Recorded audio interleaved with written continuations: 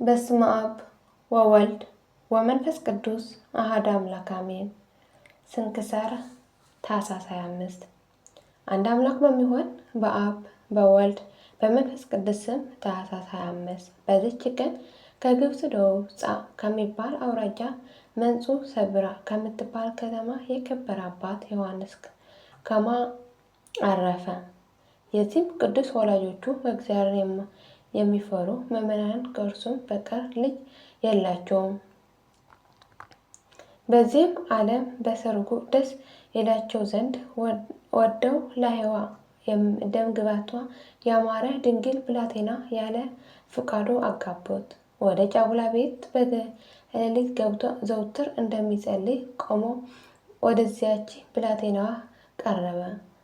ቀረብ ብሎ ይህ ዓለም ፍላጎቱ ኃላፊ እንደሆነ አንቺ ታውቂያለሽ። ስጋችንን በንጽሕና ለመጠበቅ እርስ በርሳችን እንስማማ ዘንድ ትፈቅጃለሽን? አላት። እርሷም ወላጆቼ አስገድደው ላንተ አጋቡኝ እንጂ ስጋዊ ፍትወትን እንዳላሰብኮት ሕያው እግዚአብሔር ምስክሬ ነው። አሁንም እነሆ እግዚአብሔር ልመናዬን ፈጽምልኝ ብላ መለሰችለት።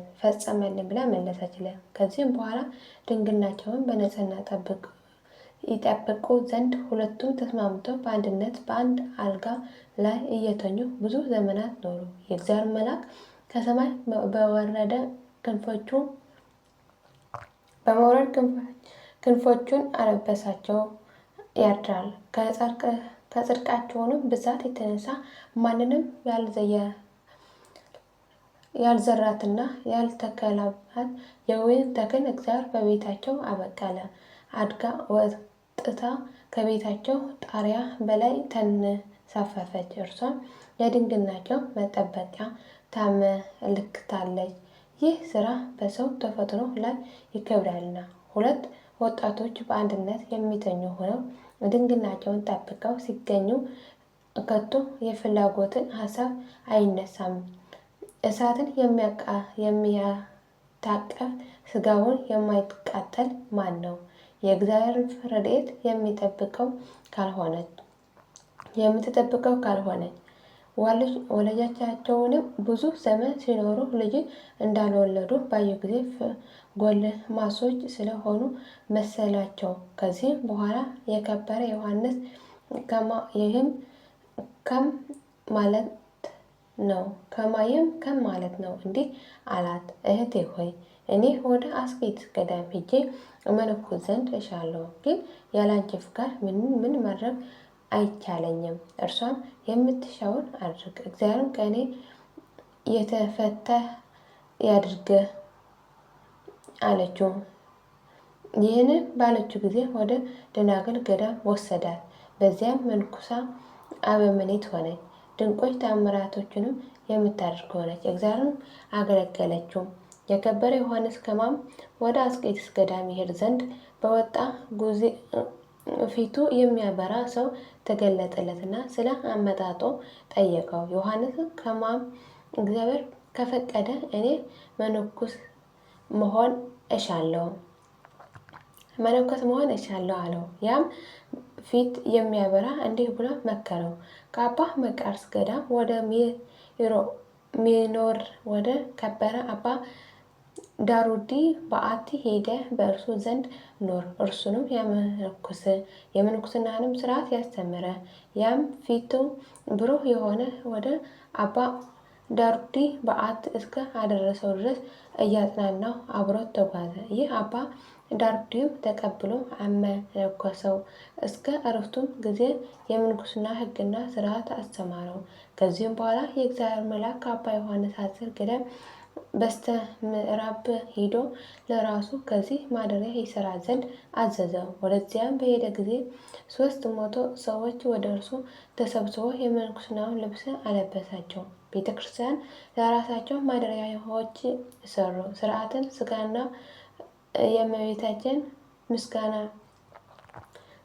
ምስጋናን የእመቤታችን የማርያም ውዳሴ አስተማራቸው። በአንዲት ዕለት የእመቤታችን የቅድስት ድንግል ማርያም ውዳሴዋ በመንፈቀ ሌሊት ቆመው ሲጸልዩ የከበረ ሐዋርያው አትናቴዎስ ተገለጠለትና የረቀቁ ምስጢሮችን ገለጠለት። ከዚያችም ዕለት ወዲህ በሰለስቱ ደቂቅ ጸሎት ፍጻሜ የቅዱስ አትናቴዎስ ስም የሚጠሩ ሆኑ። ከዚህም በኋላ በአንዲት ዕለት እመቤታችን የከበረች ድንግል ማርያም ተገለጣለት። ይህች ቦታ ለዘላለም የኔ ማደሪያ ናት። እኔንም ከአንተ ጋር እንድኖር ከልጆች ጋር እኖራለሁ።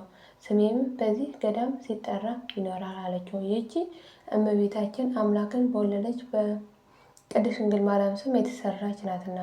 በላይኛው ግብፅ ገዳማት አሉ። በውስጣቸውንም የሚኖሩ መነኮሳት በእርሱ ጥላ ስር መሆን ወደው ወደ እርሳቸው መጥተው የእርሱን ስርዓት ማህበርና ሕግን ያስተምራቸዋል ዘንድ እየለመኑት ወደ እርሱ መልእክትን ላኩ።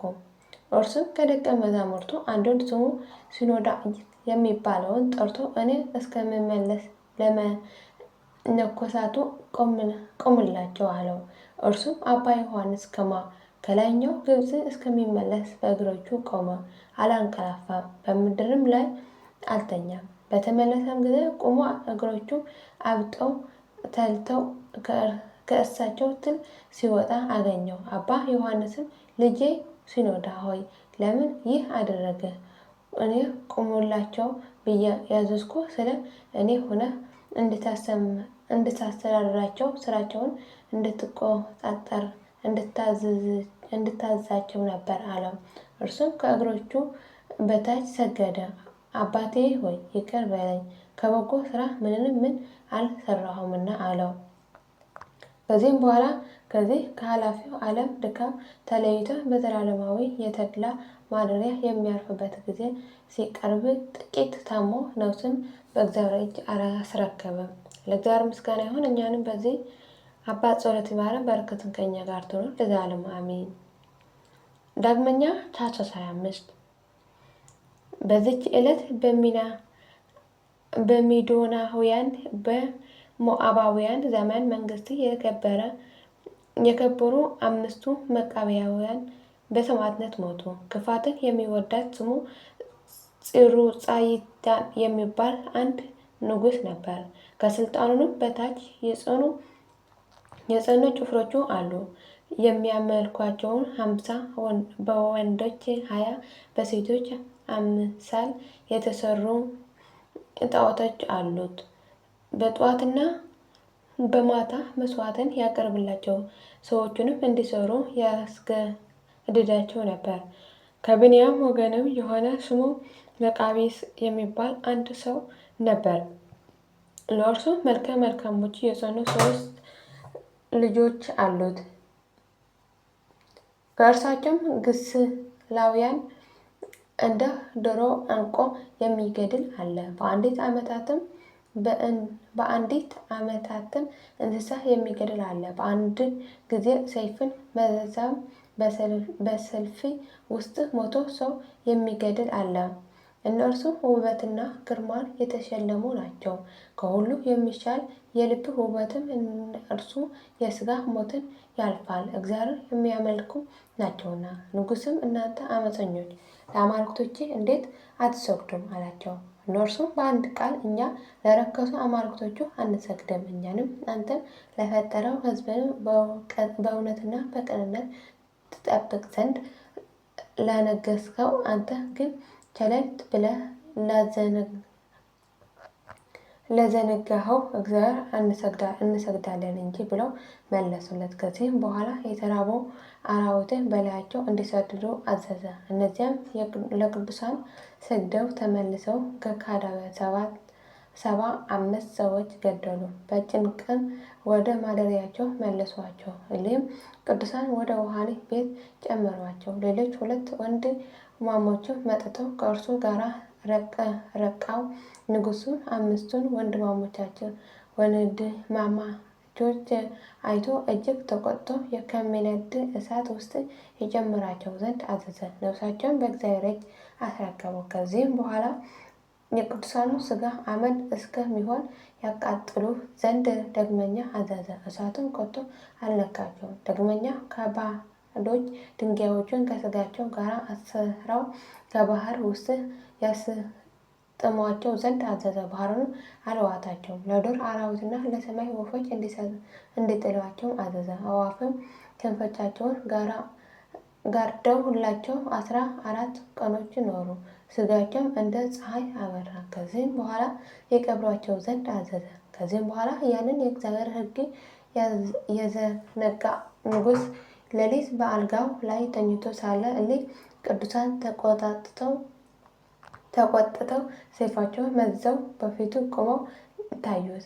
በነቃም ጊዜ የሚበቀሉትን መስለዋታልና ፈርቶ ተንቀጠቀጠ። እሊህም የከበሩ ሰማዕታት ክፉ ነገርን ስላላደረግክብን እኛስ ክፉ ነገር ስላደረግክብን እኛስ ክፉ ነገር አንከፍልም። በነፍስ ፍዳ የሚያመጣ እግዚአብሔር ነውና ፍዳህንስ የሚከፍል ፈጣሪ ያችን እግዚአብሔር አለ። ነገር ግን ስለ እውቀትህ ማነስና ስለ ልቦና ድንቁርና እኛ ደህንኖች እንደሆነ ተገለጥን።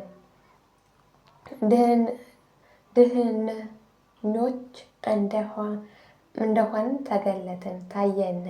እኛንስ የገደልከን መስሎ ድህነትን አዘጋጀህልን የጣዖቶቹን ካህናትና አንተ ግን ለዘላለም መውጫ ወደሌለበት ወደ ገሃነም ትወርዳላችሁ አሉት።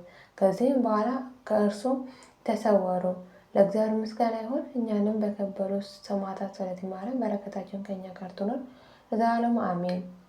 ዳግመኛ በዚች ቀን ደግሞ የከበሩ የመኮንኑ የኒቆላዎስና የታማኝ ሚስቱ ተጋዳይ የሆኑ የታናሽ መነኮስ የዳንኤል መታሰቢያቸው ነው።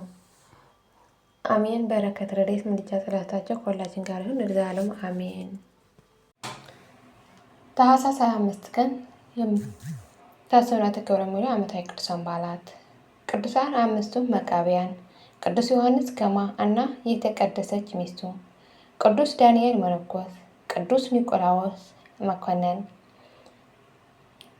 ወርሃዊ የቅዱሳን በዓላት ቅዱስ መርቆሬዎስ ሰማዕት፣ ቅድስት ቴክላ ሐዋርያዊት፣ ቅዱስ አቢከረዙን ሰማዕት፣ ቅዱስ ድማዲዎስ ሶርያዊ፣ አቡነ አቢብ አባ ቡላ፣ ቅዱስ አባ አቡናፈር ጻድቅ፣ ታላቁ አባ ቢጣሪዮን ገዳማዊ። የሁሉም ቅዱሳን በረከትና ረድኤት ምልጃና ጸሎታቸው ከመላ ሕዝበ ክርስቲያን ጋር ለዘላለሙ ጸንቶ ይኖር አሜን። አቡነ ዘበሰማያት ይትቀደስ ስምከ ትምጻእ መንግሥትከ ወይኩን ፈቃድከ በከመ በሰማይ ከማሁ በምድር ሲሳየነ ዘለለዕለትነ ሀበነ ወኅድግ ለነ አበሳየነ ወጌጋየነ ከመ ንሕነኒ ንኅድግ ለዘአበሰለነ ኢታብአነ እግዚኦ ውስተ መንሱት አላ አድኅነነ ወባልሐነ እምኩሉ ክፉ መዚአከ ይእቲ መንግሥት ኃይል ወስብሐት በሰላመ ቅዱስ ገብርኤል መልአኩ እግዝእትየ ማርያም ሰላም ለኪ ድንግል በኅሊናኪ ወድንግል በሥጋኪ እምእግዚአብሔር ጸባኦት ሰላም ለኪ ብርክት አንቲ እምአንስት ወብሩክ ፍሬ ከርሥኪ ተፈሥሒ ፍሥሕት ኦ ምልዕተ ጸጋ እግዚአብሔር ምስሌኪ ጸአሊ ወጸልዪ ምሕረተ እንተነ ኀበ ፍቁር ወልድኪ ኢየሱስ ክርስቶስ ከመ ይስረይ ለነ ኃጣውኢነ ለዓለመ ዓለም ለዘላለሙ አሜን።